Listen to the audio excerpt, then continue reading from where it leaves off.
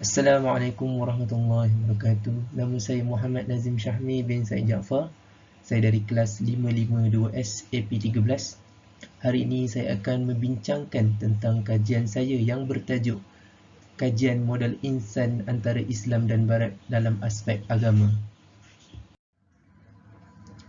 Jadi ini adalah konteks yang akan saya bincangkan sebentar sahaja lagi.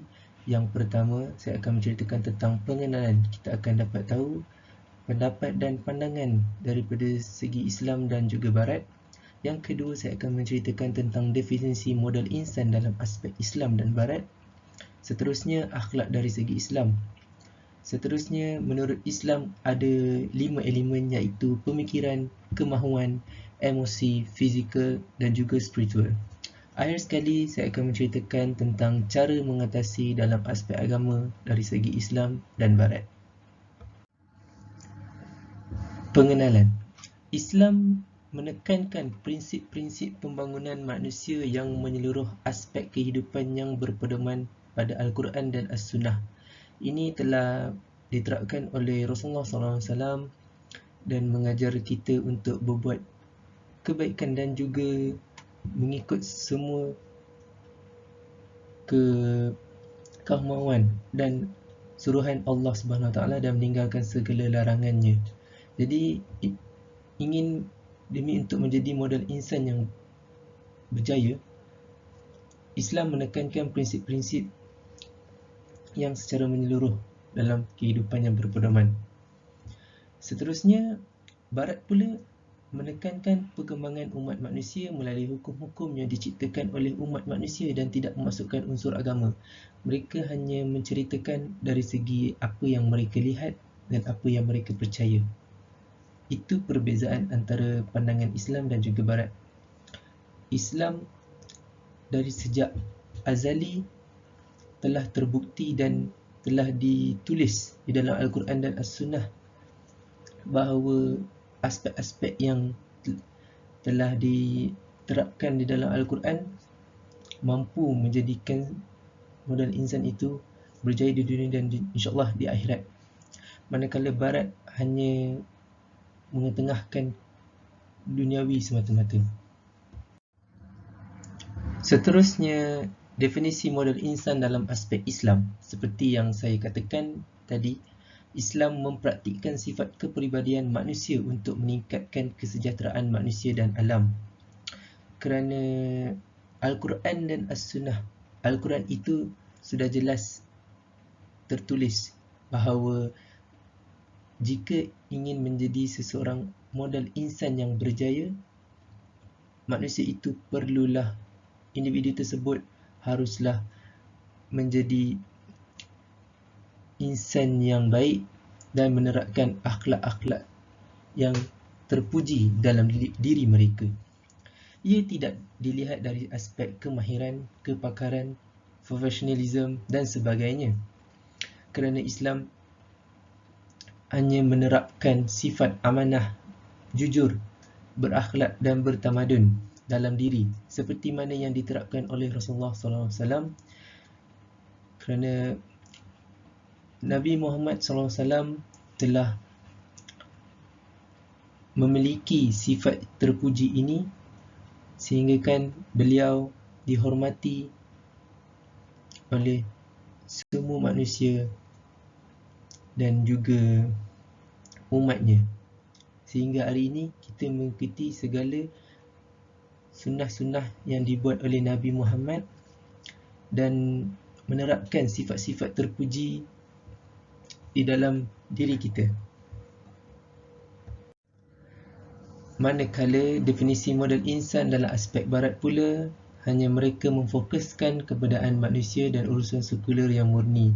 Hal ini kerana mereka hanya memikirkan dari segi kelojikan dan perkara yang dilihat oleh mereka. Dan mereka bersependapat bahawa semakin tinggi pendidikan dan pengetahuan yang dimiliki seseorang individu, maka semakin besar nilai modal individu itu. Dan juga mereka percaya manusia hanyalah aspek material yang dapat menyumbang sesuatu kepada pembangunan negara semata-mata. Jadi mereka tidak mengetengahkan sifat-sifat murni yang ada di dalam diri mereka, malah mereka hanya menjadikan manusia itu sebagai material yang hanya dapat menyumbang sesuatu. Jika tidak, tiada gunalah manusia hidup di muka bumi ini. Selain itu, saya akan menceritakan tentang akhlak dari segi Islam. Akhlak Islam merupakan paksi asas pembentukan fitrah manusia. Hal ini kerana umat Islam perlulah melazimi diri dengan akhlak mulia sebagaimana contoh yang telah dibawa oleh Rasulullah SAW. Kerana Rasulullah SAW adalah manusia ataupun insan yang kita sanjungi dan contoh yang terbaik bagi model insan yang berjaya di dunia, malah insyaAllah di akhirat juga beliau yang terbaik, antara yang terbaik. Hukum Islam yang diturunkan menggunakan budi pekerti yang baik dan akhlak yang mulia untuk mendidik jiwa manusia dan menjadikannya sebagai kebiasaannya. Hal ini kerana Islam mengajar kita untuk membuat kebaikan pada orang dan menerapkan sifat-sifat yang murni di dalam diri sendiri. Seterusnya menurut Islam iaitu daripada 5 elemen yang melibatkan pemikiran atau akal. Islam menekankan akal untuk melihat dan menilai masa depan untuk membuka dan mencapai perspektif baru bagi kesejahteraan manusia di dunia dan di akhirat. Allah menciptakan akal pada manusia agar dapat membezakan yang baik dan buruk dan juga berfikir untuk melakukan perkara yang disuruh oleh Allah dan meninggalkan segala larangannya semasa mereka hidup di muka bumi ini. Mereka juga perlu memikirkan betapa tentang kebesaran Allah yang mencipta alam dan dapat membezakan perkara yang benar dan juga palsu. Seterusnya, elemen yang kedua yang melibatkan kemahuan. Manusia yang mempunyai kemahuan yang tinggi akan sentiasa berusaha untuk melakukan sesuatu yang diinginkan kerana hati mereka yang mempunyai ikatan yang kuat dengan Allah SWT dan redha dengan segala ketetapan yang telah ditentukan. Hal ini kerana Islam mengajar kita untuk mengawal hawa nafsu kita dari kemahuan dan fokuskan kepada keperluan sahaja. Kerana kemahuan ini sangat bahaya dalam diri kita jika kita tidak membendung sifat kemahuan kita sejak awal lagi. Elemen seterusnya yang melibatkan emosi yang bermaksud perasaan pada jiwa yang kuat seperti sedih, marah dan lain-lain. Islam menghidupkan hati dalam diri manusia supaya timbul perasaan kasih sayang, tolong-menolong, bekerjasama dan sebagainya.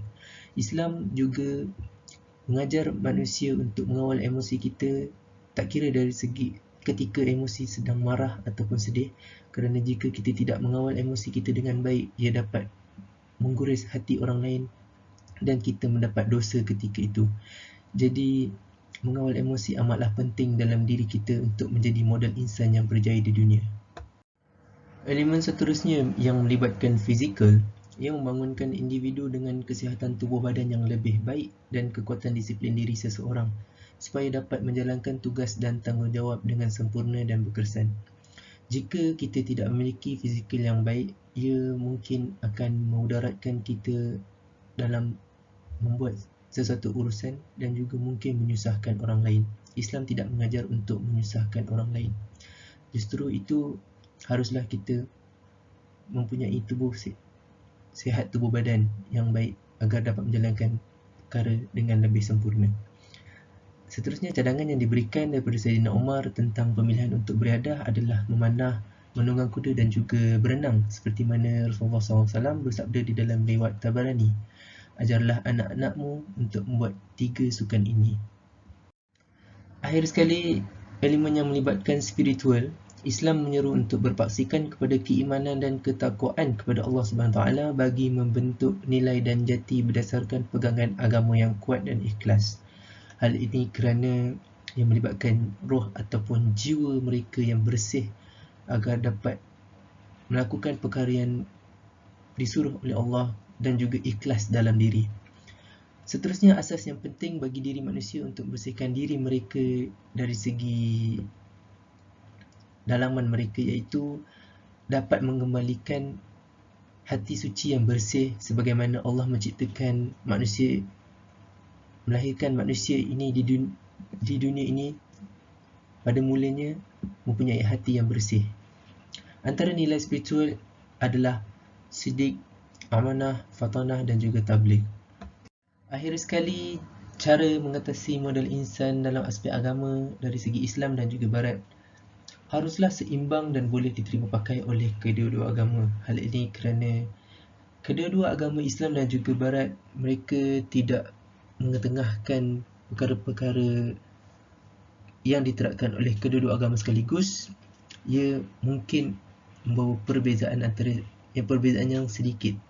Kerana Islam mengajar umatnya untuk beribadah kepada Allah semata-mata dan menerapkan sifat terpuji di dalam diri mereka untuk menjadi contoh kepada agama yang lain. Seperti yang kita tahu, Islam mengajar untuk berakhlak mulia, membuat kebaikan pada orang ramai, mempunyai sifat yang terpuji di dalam diri mereka dan tidak dilihat pada kepakaran dan kebolehan seorang individu semata-mata.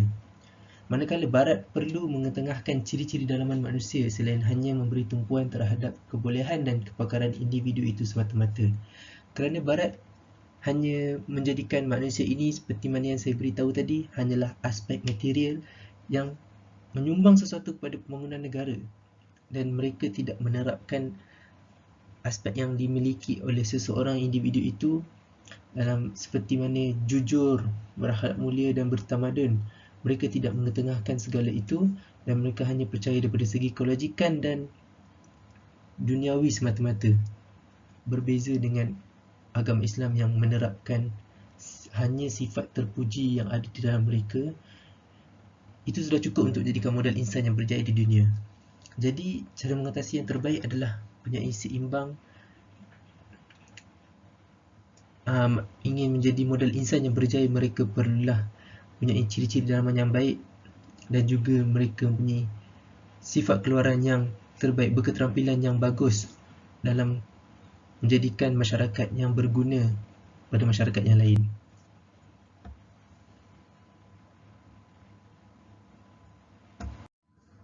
Jadi itu sahaja untuk kajian modal insan antara Islam dan Barat dalam aspek agama. Terima kasih saya ucapkan kepada mereka yang mendengarnya. Saya akhiri dengan serangkap pantun. Pisang crispy enak rasanya, dalamnya lembut, luarnya gurih. Atas perhatiannya disampaikan terima kasih. Assalamualaikum warahmatullahi wabarakatuh.